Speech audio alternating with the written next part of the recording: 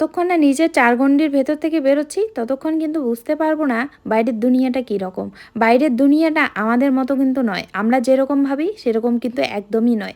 যার যেরকম মানসিকতা সে কিন্তু মানুষকে ঠিক সেরকমই ভাবে, যে যেরকম মানুষকে সেরকমই ভাবে, এটা তো স্বাভাবিক ব্যাপার। যে চোর মানুষকে তো ভাবে সে চোরই, আর যে ভালো সৎ মানুষ সে ভাবে সারা দুনিয়াটা মনে হয় সৎ। আমি ব্যাঙ্গালোরে আসার পর বুঝেছি এখানকার নিয়মকানুন আর আমাদের ওই দিকের নিয়মকানুনের মধ্যে দিন রাত্রি পার্থক্য রয়েছে।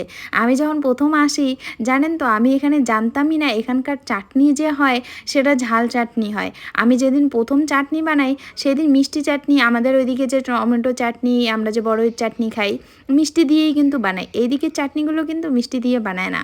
তো সেদিন থেকেই আমি বুঝতে পেরেছি এখানের প্রত্যেকটা জিনিসের অনেক পার্থক্য রয়েছে। আমাদের ওইদিকে রথ বেরোয় দিনের বেলা, আর এইদিকে রথ বেরোয় কিন্তু রাত্রেবেলা। আর আমাদের ওইদিকে রথগুলো দড়ি দিয়ে সবাই টেনে টেনে এগিয়ে নিয়ে যায়, আর এখানকার রথগুলো কিন্তু চাকা লাগানো রয়েছে, এটা কিন্তু একাই একাই চলতে থাকে। এক এক রথে এক এক ঠাকুর রয়েছে। এখানে মা সীতা, লক্ষ্মণ আর শ্রীরামচন্দ্র রয়েছে, আর এক রথে রয়েছে মা দুর্গা, আর এক রথে রয়েছে হনুমান, আর এক রথে রয়েছে গণেশ ঠাকুর। আর প্রত্যেকটা রথেই কিন্তু সবার বাড়ির সামনে দাঁড়াচ্ছে, আর সবাই কিন্তু সুন্দর করে পুজো করছে। প্রথমে রথের চাকা ধুয়ে দিচ্ছে, তারপরে নারকেল ফাটাচ্ছে, প্রদীপ জ্বালিয়ে সুন্দর করে আরতি করছে।